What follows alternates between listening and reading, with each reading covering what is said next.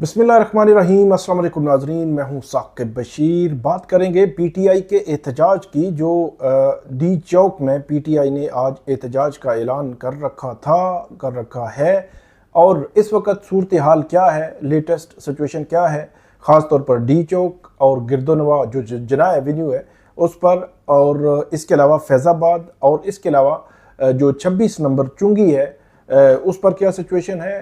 इसके अलावा जो खैबर पख्तूनख्वा के चीफ मिनिस्टर हैं अली अमीन गंडापुर, वो एक काफ़िला लेकर आ रहे हैं। वो काफ़िला जो है वो उसकी क्या सिचुएशन है, इस सारे तनाजुर पे बात करते हैं। और एक अहम मुलाकात भी हुई है इस्लामाबाद में, और क्या मामलात एमरजेंसी की तरफ बढ़ सकते हैं या ऐसी कोई सिचुएशन जो है वो जन्म ले सकती है, और एमरजेंसी लगने की सूरत में क्या सूरत हाल बनेगी। और इसके अलावा सबसे बड़ी बात यह है कि आज रात 12 बजे से जो पाक फ़ौज तैनात कर दी गई है इस्लामाबाद में, और ये 5 अक्टूबर से जो 16-17 अक्टूबर तक जो है वो पाकिस्तान जो तैनाती जो है वो रहेगी इस्लामाबाद में वफाकी दारुल हुकूमत में, क्योंकि जो शंघाई तावन तंजीम का एक अहम 2 रोज़ा इजलास जो है वो पाकिस्तान में होने जा रहा है, उसके तनाजुर में ये जो है वो जो फ़ौज की जो तैनाती है वो हुई है। तो इस सारे तनाजुर पे जो है वो मुख्तलिफ एंगल से पे बात करते हैं कि सिचुएशन जा किस तरफ रही है, किस तरफ जा सकती है।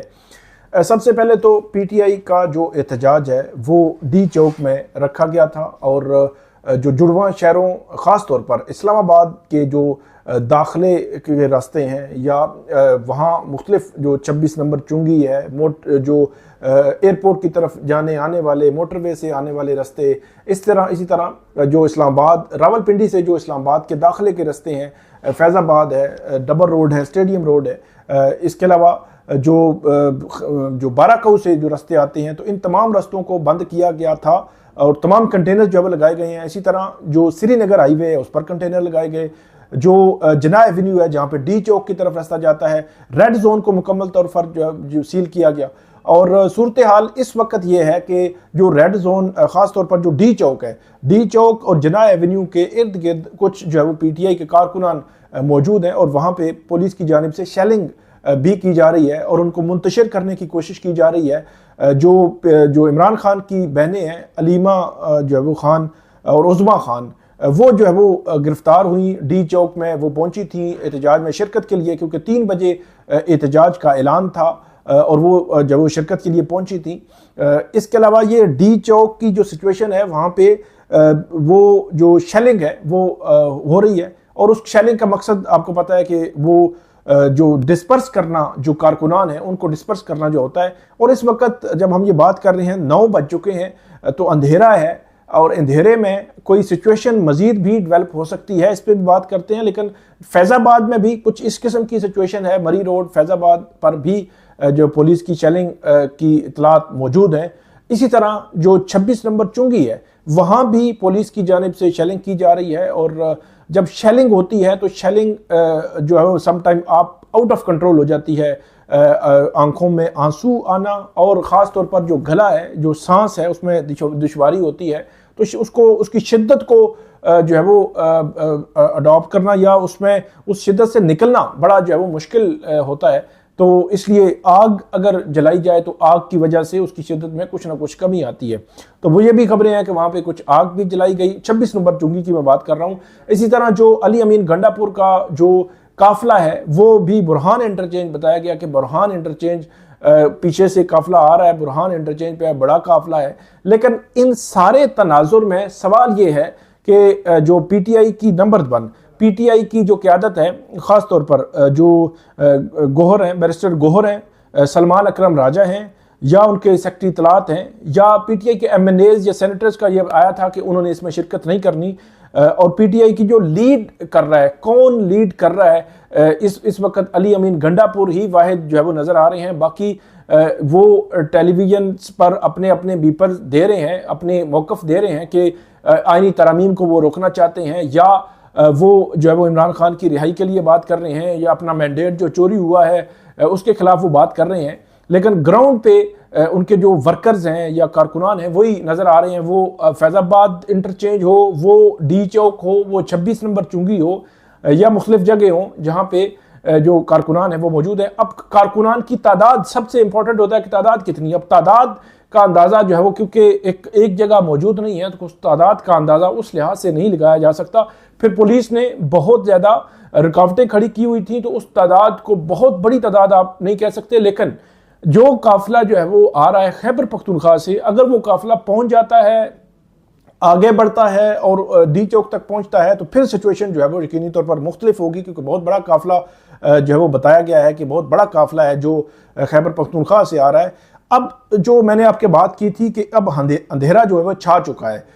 اندھیرا چھانے کے بعد اب جو ہے وہ اسلام آباد میں آپ یہ کریں کہ جناح ایونیو پہ یا فیض آباد یا 26 نمبر چنگی یا کسی جگہ پہ بھی کوئی ایسی سچویشن ہو. کسی بھی ماضی میں یہ ہوا تھا کہ جب 25 مئی 2022 جہاں تک مجھے یاد پڑتا ہے اس تاریخ کو، یا 24 مئی کو 25 مئی کو، تو عمران خان صاحب جو ہے وہ اس وقت اسلام آباد میں، خیبر پختونخوا میں ان کی حکومت تھی، وہ اسلام آباد میں آئے تھے. اسلام آباد میں جو ہے وہ پلان تھا اور یہاں پہ رات کو جو جناح ایونیو پہ، اسلام آباد کے جناح ایونیو پہ جو میٹرو اسٹیشن ہے وہ جل گیا تھا اور بھی کچھ چیزیں جو ہے وہ جلی تھیں. تو پھر الٹیمیٹلی اس کا جو وزن ہے وہ کس پہ آتا ہے؟ جو احتجاج کر رہے ہیں. اب وہ کس نے جلایا تھا، کیسے جلایا تھا، کب جلایا تھا، وہ چیزیں، وہ سوالات پیچھے رہ جاتے ہیں.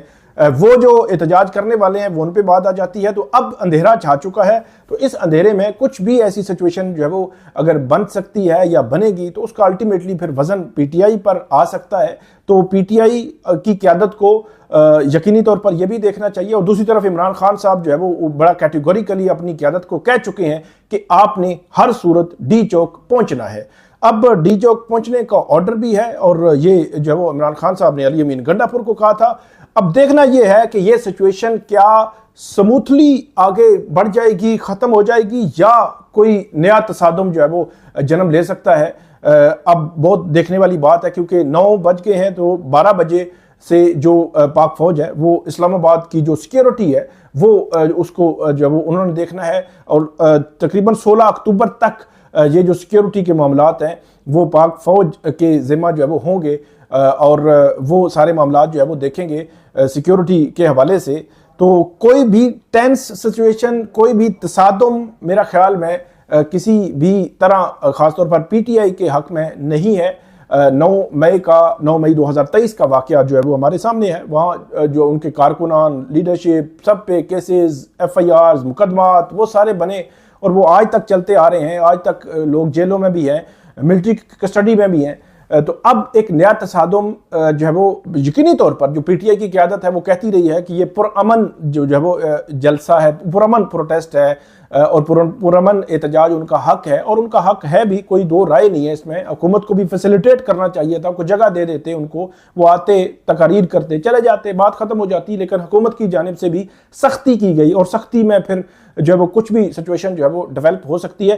تو یہ ابھی سینیریو ہے جو اسلام آباد کی مختلف جگہوں پر جو ہے وہ ہمیں نظر آ رہا ہے اور ابھی سچویشن جو ہے وہ مزید پتہ چلے گی کہ اب کیسے آگے بڑھتی ہے. لیکن اسی دوران ایک نئی ڈیولپمنٹ ہوئی ہے، وہ ڈیولپمنٹ بھی بڑی امپورٹنٹ ہے.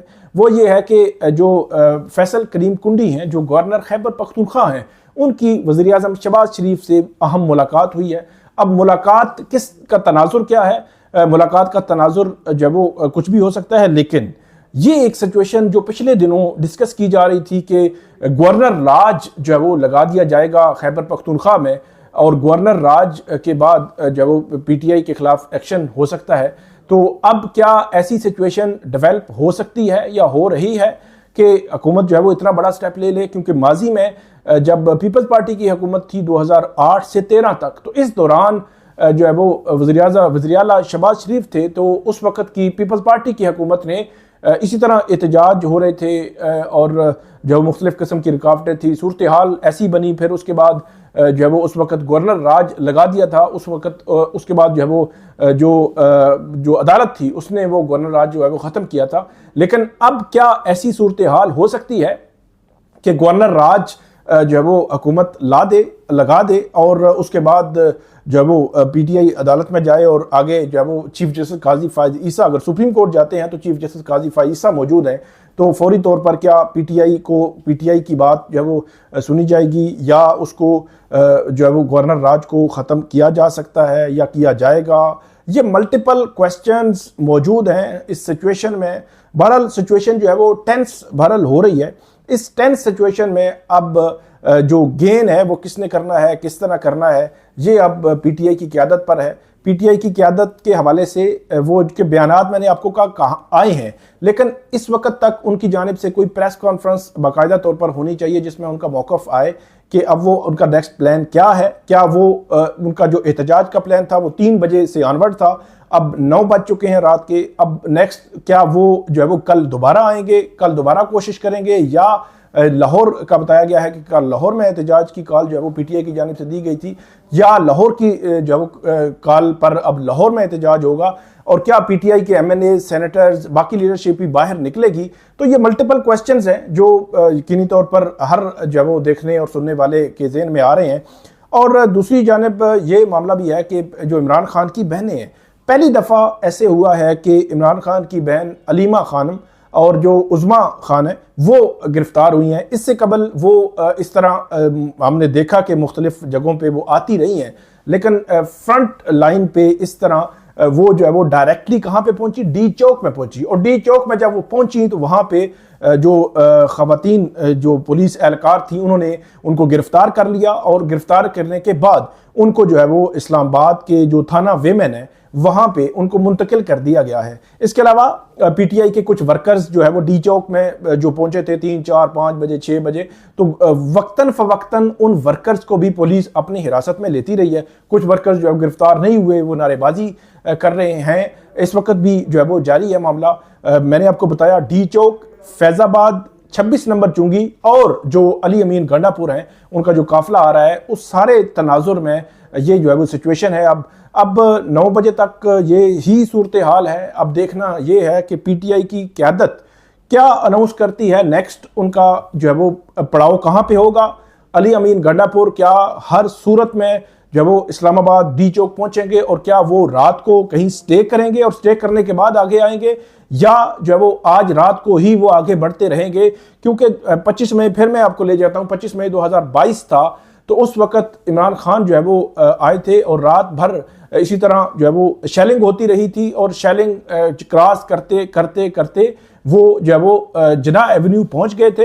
اور جناح ایونیو پہنچنے کے بعد عمران خان جو ہے وہ یہاں پہ انہوں نے جو ان کا احتجاج تھا وہ احتجاج صبح تقریباً 7-8 بجے انہوں نے احتجاج ختم کر دیا تھا.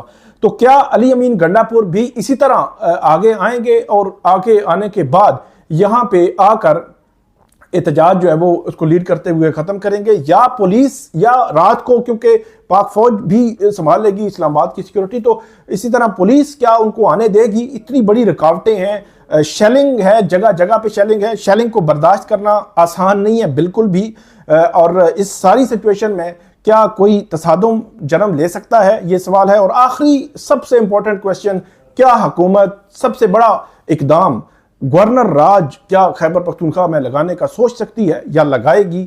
اس کا انتظار کرتے ہیں کہ اب سچویشن کس جانب جا کر رکتی ہے, کس جانب بڑھتی ہے. تو آپ کو اپڈیٹ کرتے رہیں گے, آپ ہمارے ساتھ رہیے گا. ہمارا یوٹیوب چینل سبسکرائب کر لیں, بیل آئیکن کا بٹن پریس کر لیں, تاکہ جب بھی ہم کو ویڈیو اپلوڈ کریں تو فوراً اس کا لنک آپ کو مل جایا کرے. بہت شکریہ.